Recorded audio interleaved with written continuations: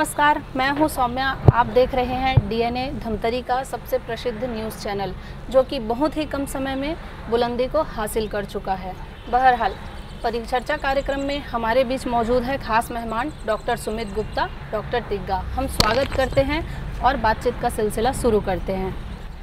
जैसे कि आज का विषय है हमारा कोरोना की दूसरी लहर। जी हाँ, कोरोना के अभी अगर हालिया सूरत में आंकड़ों की बात करें तो 1,17,00,000 लोग जो है कोरोना से संक्रमित हो चुके हैं, जिसमें 1,14,00,000 जो है वो ठीक हो गया है। अगर दूसरे महीने में कहें तो एक्टिव केसों की संख्या जो है 3,86,000 के करीब बताई जा रही है।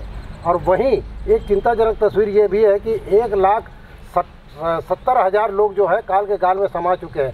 अगर हम रोजाना आंकड़े की बात करें तो हमारे हिंदुस्तान में 47,000 से ऊपर एक्टिव केस रोज आ रहे हैं, जो एक बार फिर हमारी चिंता को बढ़ाने के लिए काफ़ी है। आज हम हमारे बीच में मौजूद है डॉक्टर, उनसे बात करेंगे कि दूसरी लहर की वजह क्या है और इसके पीछे क्या लापरवाही जो बढ़ती जा रही है वो मुख्य कारण है या ये नए ताकतवर बनकर उभरा है।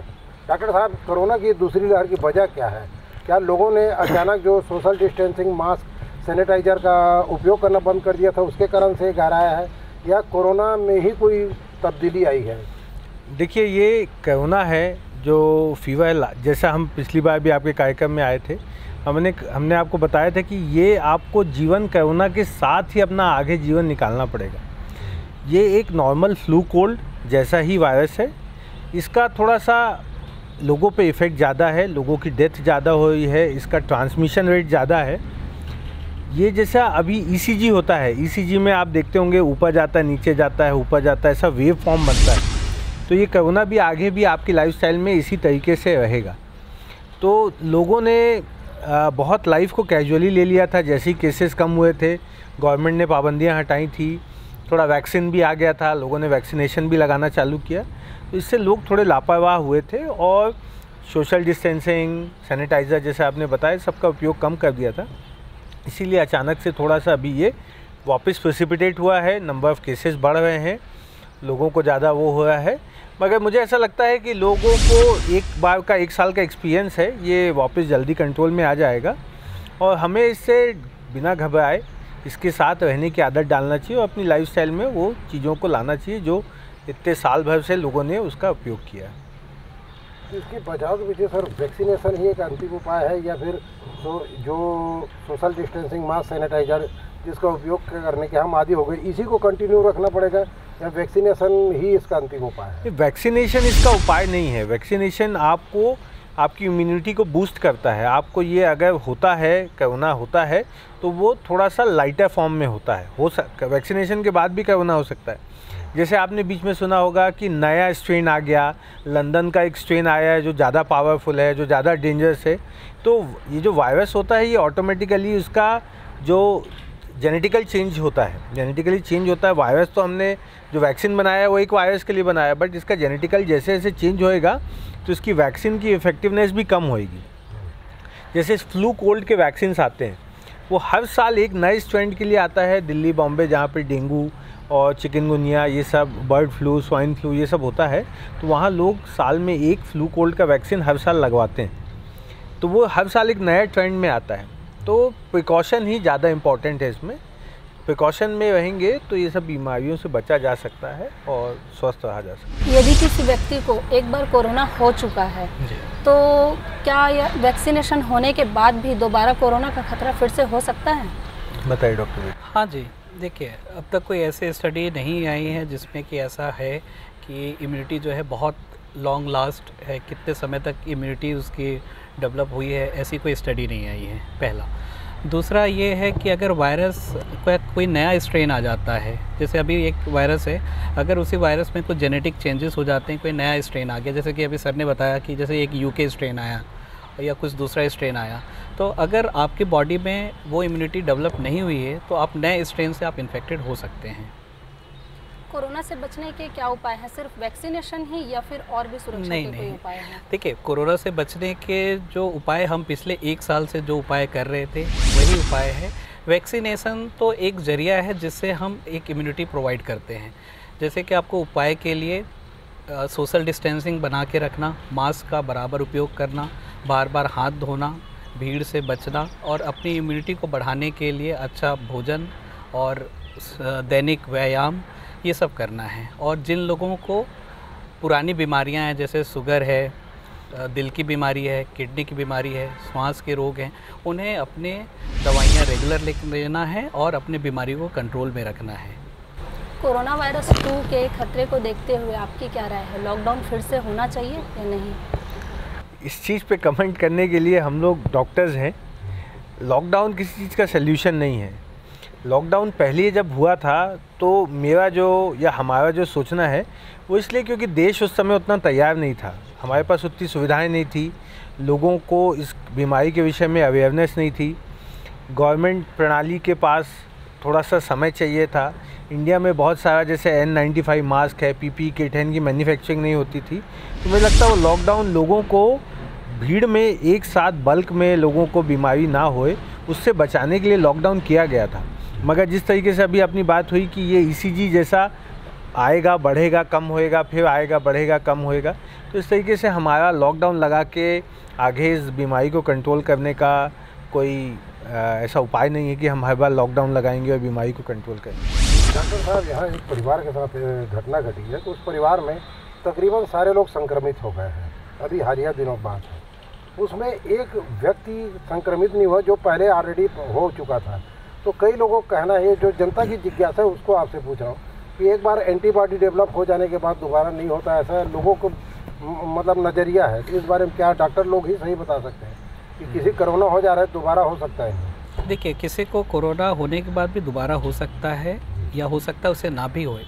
लेकिन अभी लोगों के बीच में एक मिथ्या क्या चल रही है कि जैसे आपने वैक्सीन लगा लिया है, वैक्सीन लगाने के बाद लोग बेपरवाह हो गए हैं कि हमने तो वैक्सीन लगा लिया, अब हमें इम्यूनिटी डेवलप हो गई, और फिर वो जो भी सोशल डिस्टेंसिंग का मेंटेन नहीं कर रहे हैं, मास्क का उपयोग नहीं कर रहे हैं, हैंड हाइजीन का उपयोग वो नहीं कर रहे हैं।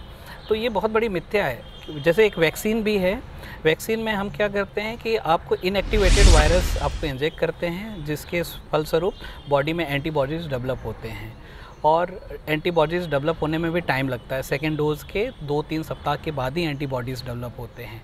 और अभी जो स्टडीज़ आई हैं, कुछ जो अमेरिका, चिली, पेरू और यूके में जो स्टडीज़ आई हैं कि 2 डोज लगने के बाद उसकी एफिकेसी करीबन 70-75% है। मतलब 70-75% लोगों में ही वो इन्फेक्शन को प्रिवेंट कर सकती है या उसके कॉम्प्लिकेशंस को रोक सकती है। तो सेम ऐसे ही है, हम जब एक बार डिजीज़ होता है, हमें कोरोना बीमारी होती है, तो स्वतः हमारे अंदर में एंटीबॉडीज़ बन जाते हैं। तो हो सकता है कि हम इन्फेक्ट ना भी हुए या हो भी जाएं, क्योंकि हमें नहीं पता कि हम कौन से बीमारी के स्ट्रेन से दोबारा एनकाउंटर हो रहे हैं, या फिर हम जैसे अगर कोई संक्रमित व्यक्ति है, उस व्यक्ति में वायरल लोड कितना है। हो सकता है कि वो बहुत ज़्यादा ग्रसित हो बीमारी से, जिसमें वायरल लोड बहुत ज़्यादा हो, तो हो सकता है कि हमें दोबारा कोरोना हो सकता है, क्योंकि हम एक बार फिर से ज़्यादा वायरस को हम अगर एक्सपोज होते हैं तो हो सकता है। एक बात और पूछनी थी कि कोरोना के इलाज के समय में जो दवाएं दी जाती हैं उसका बाद में साइड इफ़ेक्ट भी सामने आ रहा है कुछ जगह से। देखिए, ये सब जो कोरोना के लिए जो दवाइयाँ दी जा रही हैं, अल्टीमेटली दवाई जो है वो कोई बहुत अच्छी चीज़ तो है नहीं। तो हम तो हमारे मरीजों को ये बोलते हैं कि कम से कम दवाइयाँ खाना चाहिए, जितनी आवश्यकता हो उतनी दवाइयाँ लेना चाहिए। अब बात है कोरोना के समय, इलाज के समय दी जाने वाली दवाइयों का, तो ये एक जानलेवा बीमारी है। जब जानलेवा बीमारी है तो आपके पास जो हथियार है आप उसको पूरा उपयोग करेंगे, क्योंकि आपको अपनी जान बचाना है। जैसे कुछ वायरल मेडिसिन्स आती हैं, जैसे नाम सबने सुना होगा, फ्लू कोल्ड है, रेमडेसिविर है, ये कुछ वैक्सीन्स हैं जो वायरस के लिए आती हैं। जब ये बीमारी आई तो स्ट्रेन नया था, लोगों को पहचानने में समय लगा, इसका वैक्सीन बनाने में टाइम लगा, इस पर कौन कौन सी दवाइयाँ कारगर होंगी इसको पता करने में समय लगा।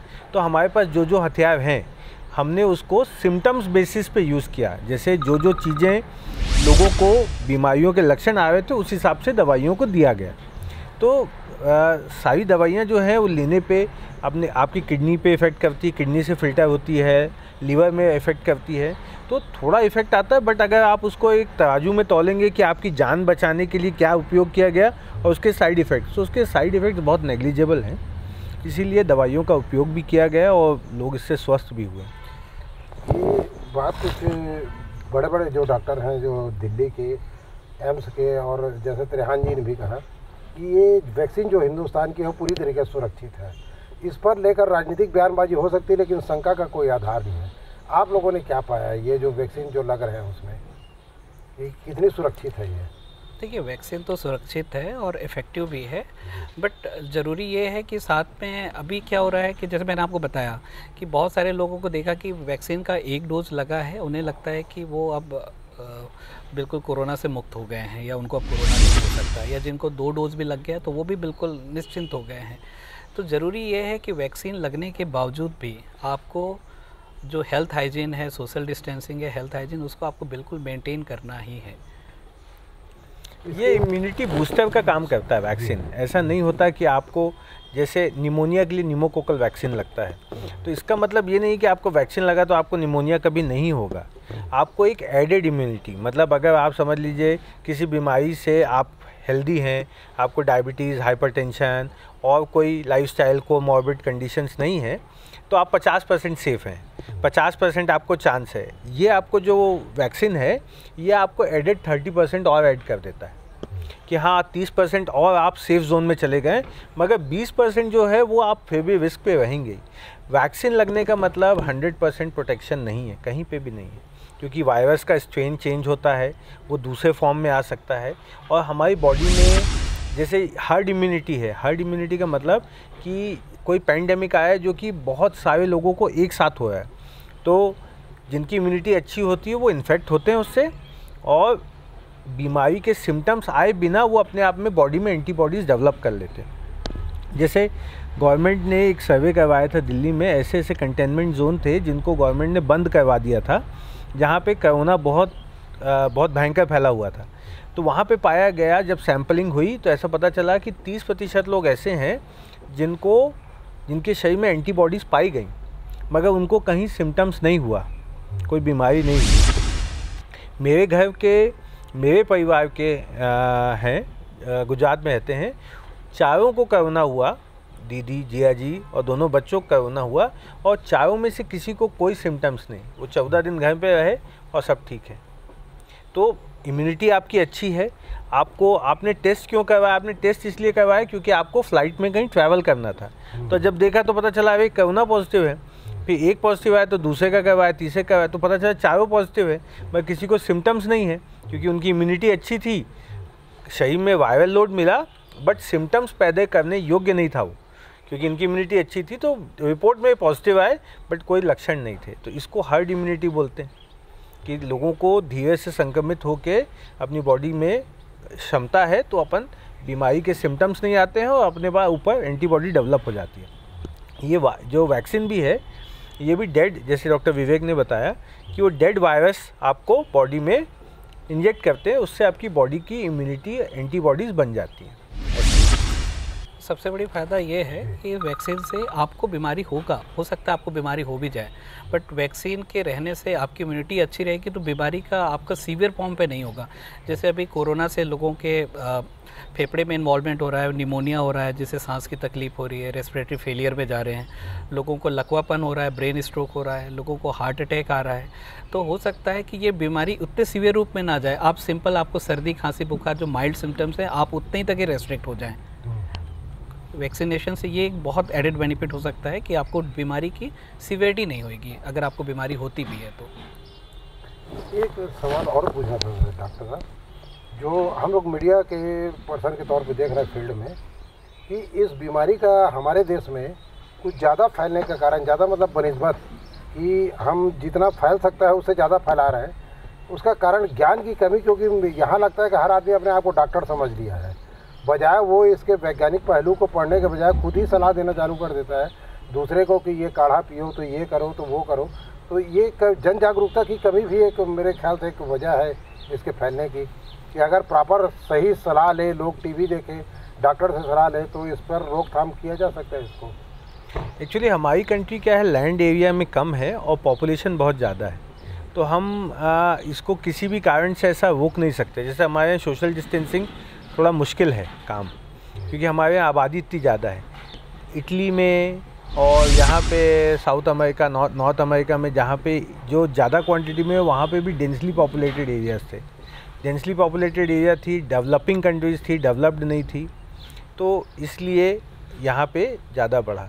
तो लोग हमारे यहाँ अवेयरनेस प्रोग्राम्स बहुत ज़्यादा चलते हैं, सोशल मीडिया इतना एक्टिव है, मोबाइल पे आजकल लोग इतने एक्टिव हैं, इंटरनेट इतना सस्ता हो गया है कि गाँव में हर आदमी मोबाइल यूज़ कर रहा है, 3G 4G और सारा डिजिटल ये वाला अपना एंड्रॉयड फ़ोन यूज़ कर रहा है, तो सबको जानकारियाँ हैं। बट लाइफ में अपने यहाँ हर चीज़ों को बहुत कैजुअली लिया जाता है। ये एक मुझे लगता है कि इसको सुधारने की ज़रूरत है, और शिक्षा जैसे जैसे बढ़ेगी, लोगों में लिटरेसी बढ़ेगी, मुझे लगता है आने वाले समय में ये सबको इम्प्लीमेंट करना आसान होएगा, लोगों को समझाना आसान होएगा। मुझे लगता है इससे फ़ायदा होगा आगे। अभी जो आप धमतरी की तस्वीर देख रहे हैं, आप दोनों प्रबुद्ध डॉक्टर हैं, कि कोई देखे होंगे कि 10% से ज़्यादा लोग मास्क, सैनिटाइज़र, सोशल डिस्टेंसिंग का पालन नहीं कर रहे हैं। ये तस्वीर जो है आने वाले दिनों के लिए चिंताजनक हो सकती है क्या? जो अभी कोरोना का जो दूसरी लहर आई उसमें बिल्कुल नहीं दिख रहा है, तो मास्क लगाए तो मुझे लोग दिखते ही नहीं। हमने तो एक अपने चैनल की तरफ से सर्वे करवाया था, उसमें मुश्किल से 7 से 8% लोग ही दिखे, चाहे वो पान ठेला में हो, चाहे होटल में हो, कोई सोशल डिस्टेंसिंग नहीं है, मास्क का उपयोग नहीं हो रहा है। तो ऐसे लोगों के लिए क्या कहना चाहेंगे आप? हमारे यहाँ लोग भय के कारण ही काम करते हैं। जब हेलमेट पहनेंगे तब पहनेंगे जब पुलिस का डंडा पड़ेगा या चालान कटेगा। अभी मैं बॉम्बे होके आया, मेरे एक रिश्तेदार के इलाज के पर्पज़ से मैं गया था, तो बॉम्बे में मैंने देखा जैसे आप धमतरी में 7% बता रहे हैं, वहाँ 97% लोग मास्क पहन के घूम रहे हैं हर सड़क पे। यहाँ तक कि सुबह दूध बांटना, पेपर बांटने वाला, गाड़ी साफ़ करने वाला, सब्जी वाला भी मास्क पहन के घूम रहा है।